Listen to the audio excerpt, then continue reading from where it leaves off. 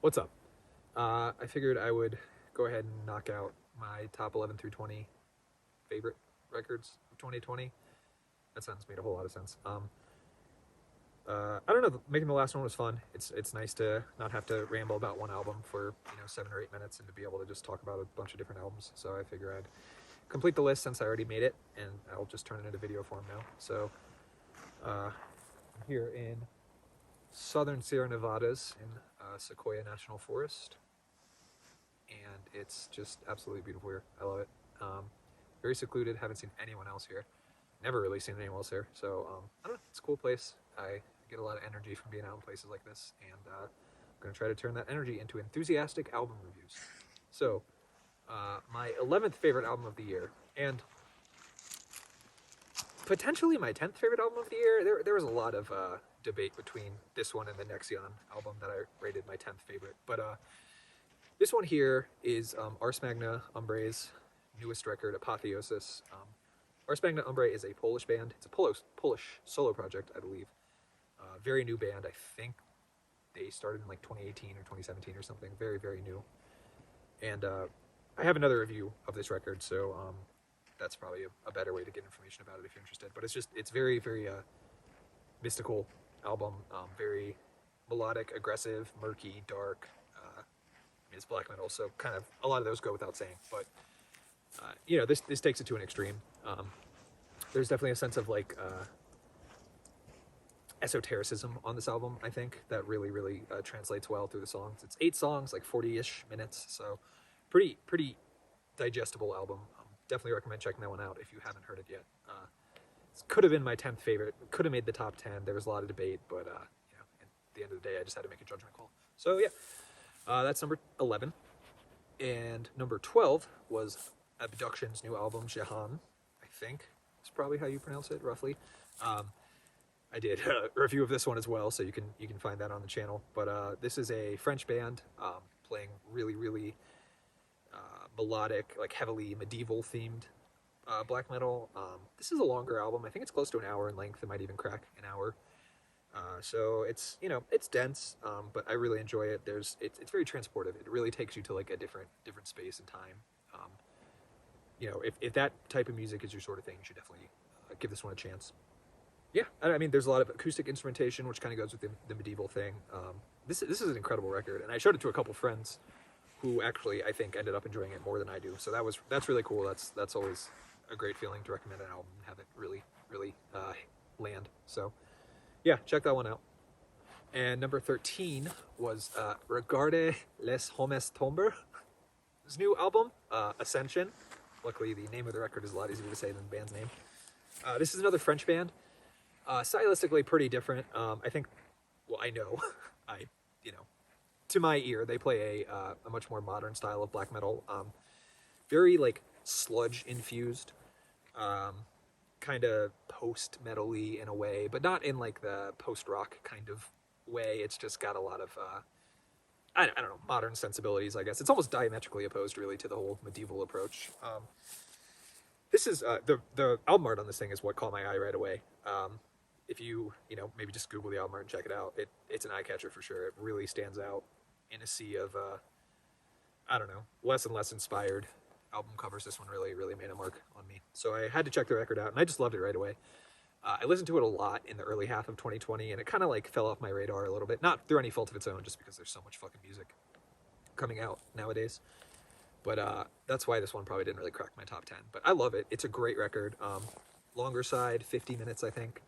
Lots of like, builds, climaxes, crescendos, stuff like that. It's a very dynamic record. It's got a lot of, it's got a bombastic quality to it. And I guess something unique about this band, I think the members are probably all younger dudes. In one of their promo shots, one of the dudes is wearing like a Nails shirt, which is, not something you see every day in black metal. So, maybe if purism is your thing, this might not be the record for you, but I love it. I think this record's amazing. These guys have a lot of talent, and I really look forward to seeing what they do in the future. Number 14 is a bit of an oddball for me. It's Ulcerate's new record, Stare Into Death and Be Still. Ulcerate is I think they're from New Zealand, death metal project. tech death, I guess, is technically what it is, but it's progressive death metal. And you know, I've liked Ulcerate for a long time. They've never really been my favorite. Death metal in general isn't really usually my go-to genre, but this record just fucking blew me away. It's got this really, really dark atmosphere. There's lots of like, I don't even know how to explain it. It's got a very, very dark, like, I don't know, black metal inspired atmosphere, if that really means anything to you. You know, there's sort of like a,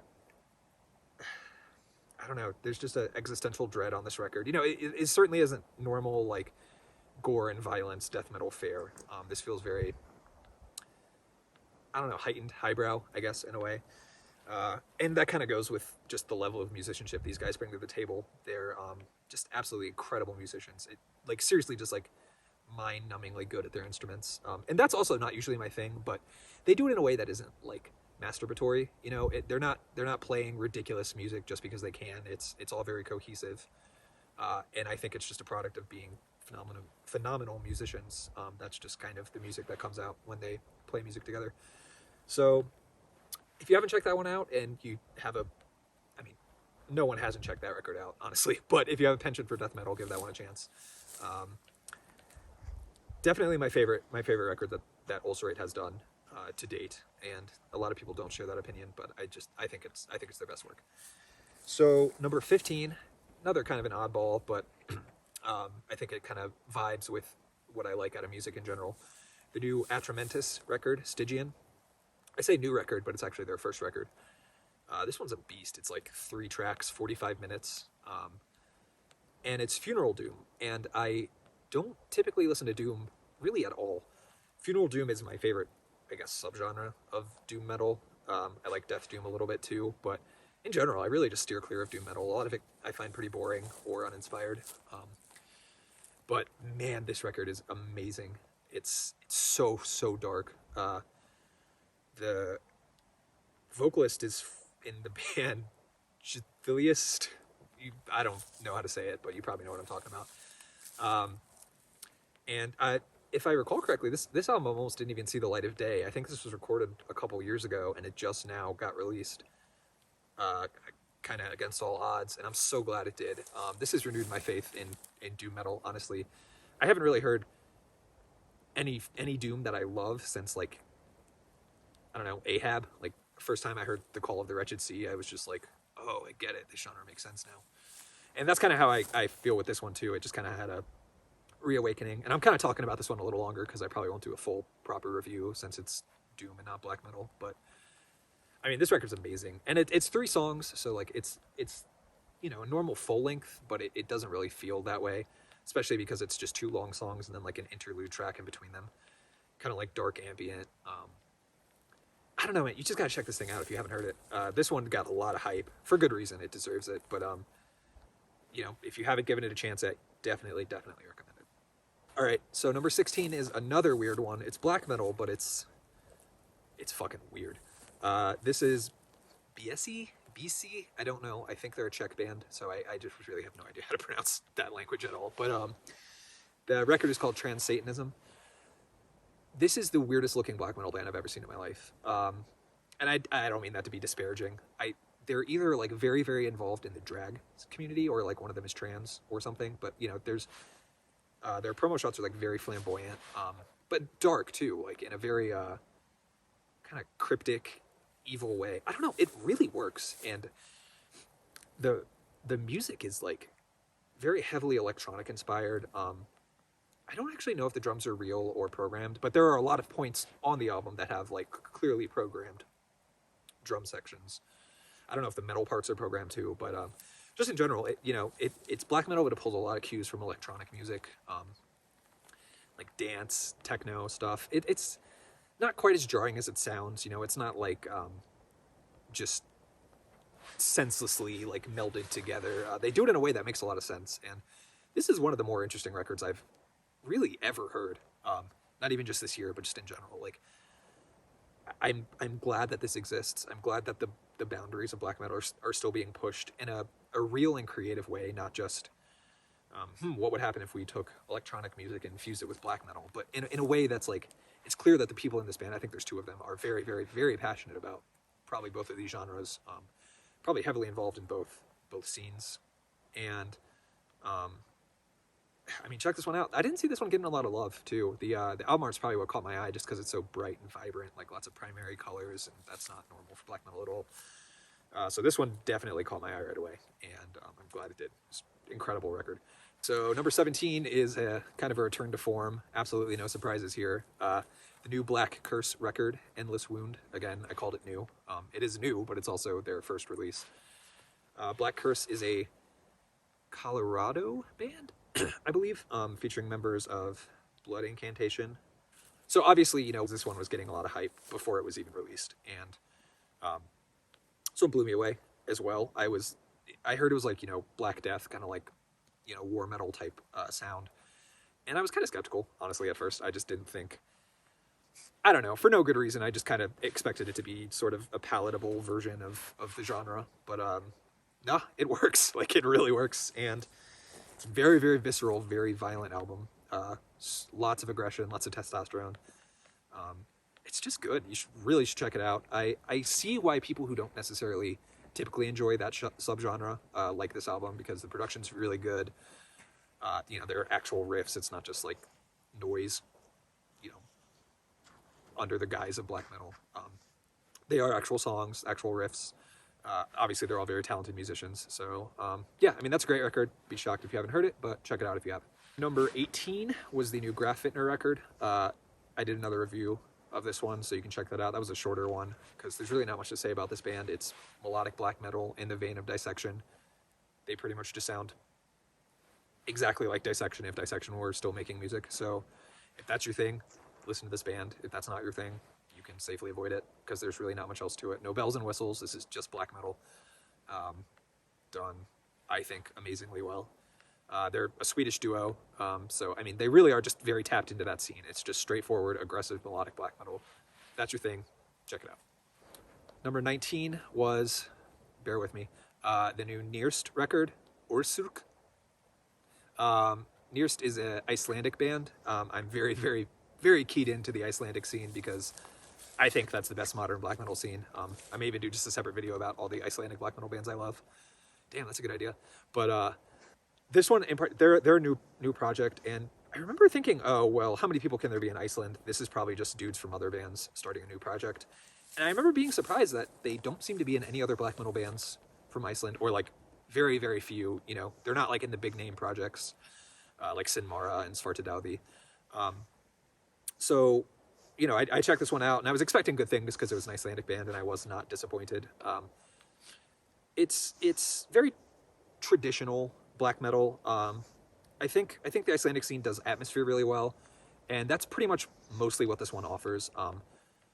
Not many like super memorable moments on it, but if just like immersing yourself in an atmosphere and, you know, getting carried away is something that, you know, appeals to you, then this record will absolutely do that for you. Just very grim, frosty, northern Scandinavian black metal. Not much else to say about this one, honestly. They have really cool promo shots too. You should check that out if you know, if aesthetics are something that interests you. I think they've kind of like revamped the old, you know, the 90s Scandinavian black metal look into an interesting and like forward-thinking package that a lot of bands don't really do. They just kind of recycle the old look. So just in general, I think this is a sort of an homage to the older black metal sound, but in a way that's really engaging and really fresh. So check that record out.